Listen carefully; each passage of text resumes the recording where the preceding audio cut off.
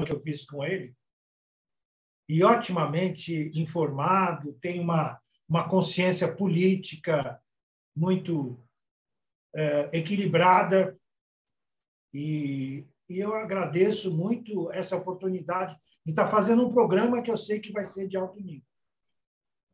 Continua com o Maravilha. Claro, claro, claro. Fique à vontade.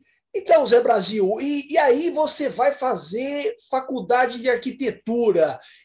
Que anos eram isso? Porque em 1964 nós temos um recrudescimento no Brasil. O recrudescimento da liberdade de pensamento, da liberdade de expressão, manifestações eram censuradas, artistas eram perseguidos, e, ao mesmo tempo, em 69, nós temos uma virada monstruosa de consciência, né? No bom sentido, esse monstruoso, que é o Festival de Woodstock, né? 10 Years After, Jimi Hendrix, Emerson Lake and Palmer, aquela coisa que virou, né? Virou, era para ser um evento assim, normal, e foi um negócio que engarrafou até Nova York, né, para ter uma ideia. E você tinha, desde a década de 60, aquela famigerada, estúpida, bélica guerra do Vietnã, né, na polarização dos dois blocos, né, o soviético e os capitalistas de um lado, então aquela guerra insana, ninguém se entendia, e a juventude sendo mandada aos milhares para morrer nos frontes, né, sem ter conseguido uma namorada, sem dado um beijo por causa da insanidade de líderes de ambos os lados, né? Tanto do lado americano como do lado soviético.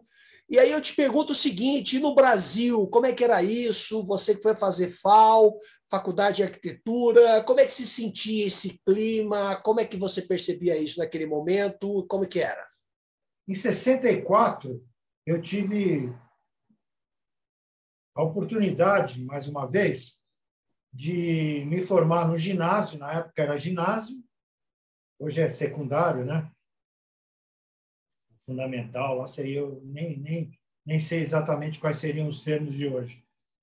E coincidiu com a famigerada revolução, entre aspas, né? Porque aquilo foi um golpe de Estado dos militares,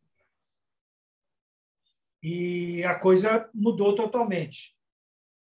Durante a minha infância e a minha adolescência, até os 14 anos, eu estudei numa escola de freiras americanas que eram muito progressistas na época. A escola era uma escola experimental, as classes eram mistas, porque tinha muita escola onde os meninos e as meninas estudavam em classes separadas, por incrível que pareça.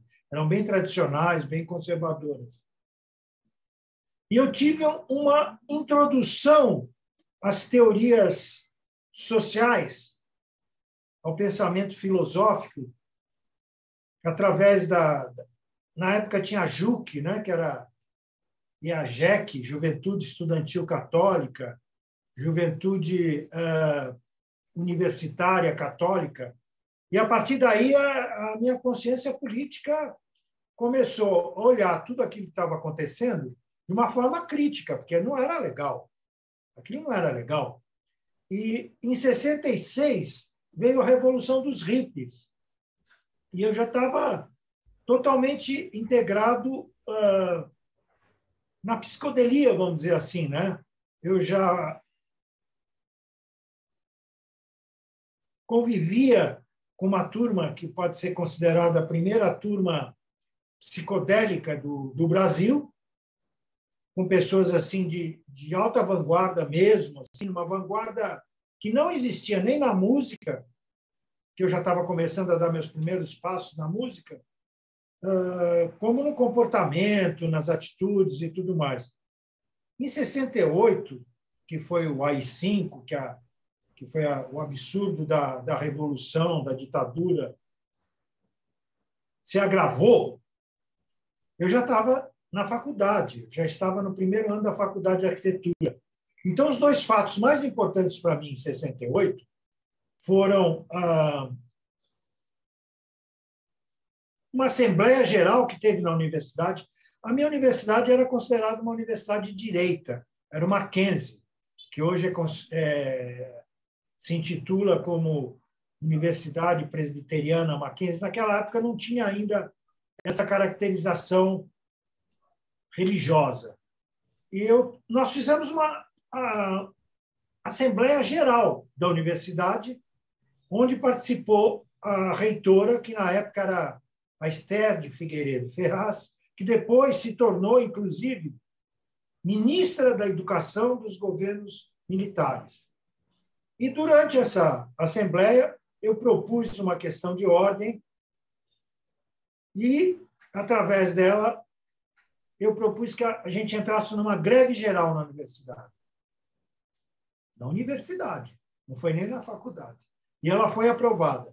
Então, como ato político meu dessa época, eu acho que esse foi o mais importante. O outro foi não ter participado da chamada Guerra da Maria Antônia, onde os meus amigos e colegas, tanto do Mackenzie quanto da filosofia, da USP, entraram em choque aberto, de porrada, de coquetel molotov, até tiros, morreu um estudante. E eu estava lá. Só que eu estava na Maria Antônia, olhando aquilo tudo acontecendo com outros colegas. Eu senti que aquilo era um absurdo. Eu não vi sentido nem na posição reacionária e conservadora do Mackenzie, óbvio, e muito menos no belicismo da USP e da filosofia. Eu acho que eu sempre fui um cara do diálogo, da compaixão, da paz e amor. E naquele dia eu assumi